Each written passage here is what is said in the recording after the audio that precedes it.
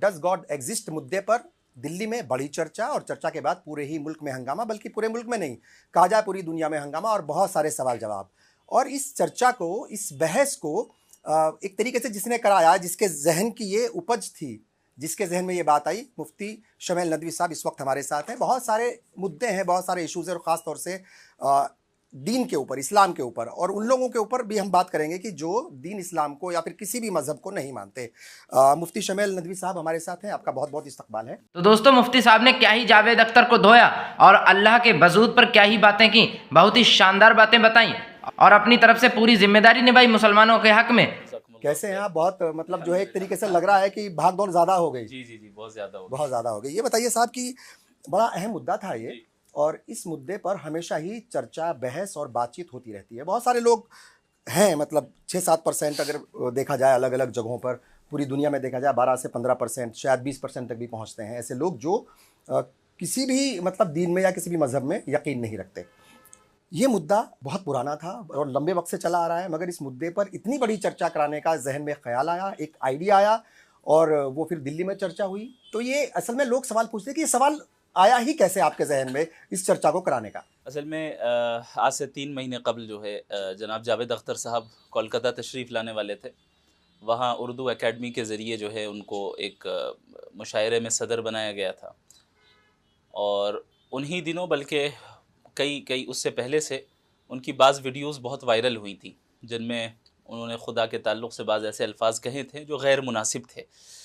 तो मैंने मुनासिब समझा कि मुसलमानों की तरफ से, बल्कि पूरे थीस्टिक वर्ल्ड की तरफ से जवाब जाना चाहिए, चूँकि मुसलमान ही तो नहीं है सिर्फ जो खुदा के एग्जिस्टेंस को मानते हैं, बल्कि तमाम मज़ाहिब वाले मानते हैं। और इल्मी अंदाज़ में जाना चाहिए, चूँकि अब तक वो जहाँ गुफ्तगू करते आए हैं वो एक तरफ़ा गुफ्तगू करते आए हैं। वहाँ इस तरह का तो कोई प्लेटफॉर्म नहीं था जहाँ पर बाकायदा मुनज़्ज़म तरीक़े से दोनों यानी ग्रुप्स को और दोनों वर्ल्ड व्यू को सामने रखने का मौका मिला हो। तो मैंने अपने असातिज़ा से मशवरा किया। मशवरे के बाद फिर हमने जो है उन्हें इन्विटेशन दी। मैं ये नहीं कहूँगा चैलेंज दिया, बल्कि कहूँगा कि इन्विटेशन दी कि आप जब कोलकाता तशरीफ़ ला रहे हैं तो ज़रूर आइए, और उसके बाद फ़ौरन जो है हम डज़ गॉड एग्जिस्ट पर यहाँ पर डिबेट करें। लेकिन चंद हालात की वजह से उनका प्रोग्राम वहाँ कैंसिल हुआ। तो उस वक्त से ईमेल के ज़रिए उनसे राब्ते में रहा।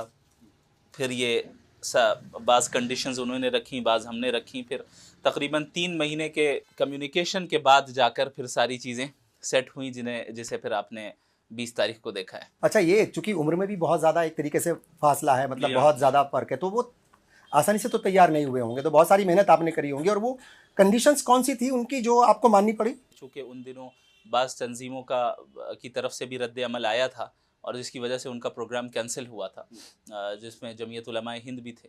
तो उन्होंने ये मुतालबा किया कि आप जमीयत को कंडेम करें। तो मैंने कहा ये तो नहीं कर सकता मैं, ज़ाहिर है जमीयत की अपनी तारीख़ है। हाँ, अगर बाज़ चीज़ों में किसी से अगर इख्तिलाफ़ हो अपनी जगह पे, लेकिन पूरी तंजीम को हम कंडेम नहीं कर सकते। फिर ये उन्होंने ही बात रखी कि कोलकाता में ना हो, बल्कि और ना ही मुंबई में हूँ, चूँकि मुंबई से मैं ताल्लुक़ रखता हूँ, किसी थर्ड शहर में, थर्ड प्लेस पे करते हैं। तो फिर दिल्ली का इंतखाब हुआ।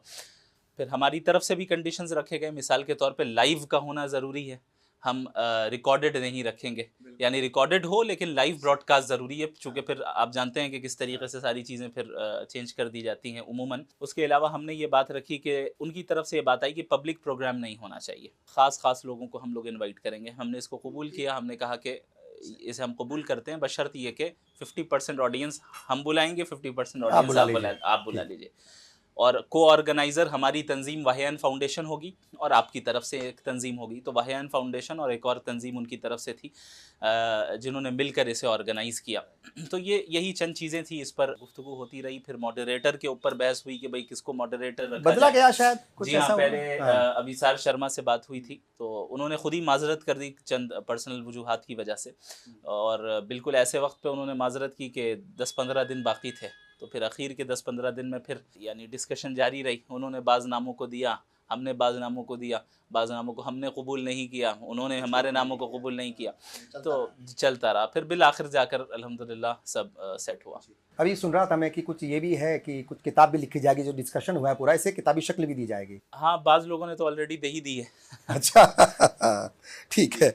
अच्छा देखिए, डिबेट को अपने अपने हिसाब से लोग ले रहे हैं। एक तो इम्पॉर्टेंट बात ये कि दाढ़ी टोपी वाले जो मतलब जो एक टेलीविज़न पर शक्ल दिखती हैं और कुछ लोग जाते हैं एक तरीके से कहा जाए इस्लाम की रहनुमाई करने के लिए या मुसलमानों का रहनुमा बन करके या उनकी तरफ से स्पोक्स पर्सन बन करके, अलग अलग तंजीमों से लोग होते हैं तो उलझ जाते हैं अक्सर। मगर वहाँ पर डिबेट देखने वाले लोगों को एक बात बहुत क्लियरिटी के साथ सामने आई कि जो आपकी तरफ से जवाब आए उसमें ना सिर्फ जानकारी थी, उसमें इल्म के साथ साथ जो मौजूदा वक्त है उसके हिसाब से भी आपने जवाब दिया। उसमें जो है एक तरीके से मसलिहत भी थी और उसमें कॉमन सेंस भी था और उसमें लॉजिक भी था, उसमें हर तरह की चीज़ें नज़र आई। तो वो बड़ा मतलब लोगों को एक तरीके से एक नई चीज़ देखने को मिली। मैं अल्लाह का फजल रहा, असल में ये बुनियादी मकसद था हमारा इस डिबेट के पीछे कि हम इस मुल्क में एक ट्रेंड सेट करें और वो ट्रेंड ये हो कि दो मुख्तलिफ वर्ल्ड व्यू के लोग आपस में बैठकर एक साथ बैठकर एक दूसरे की इज्जत करके अपने वर्ल्ड व्यू को एक्सप्लेन कर सके।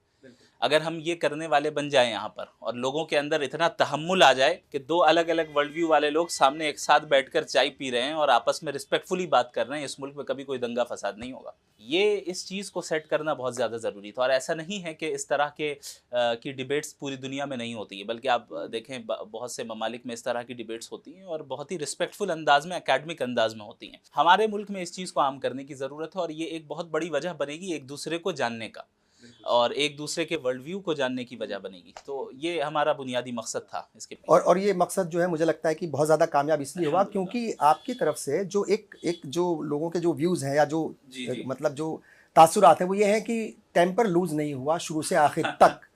जी, तो कंट्रोल कैसे किया? मतलब ये बड़ा मुश्किल था ना भाई, आपको आपके मतलब व्यूज़ के खिलाफ कुछ दूसरा आदमी, और बड़ी सख्त ज़बान भी कई बार इस्तेमाल हुई है। पहले से जहन में थी ये बात कि भाई जाहिर है एक एकेडमिक डिस्कशन करनी है। हाँ, तो और बड़े भी हैं उम्र में, शख्सियत के एतबार से वी रिस्पेक्ट हैं और तजुर्बाकार हैं।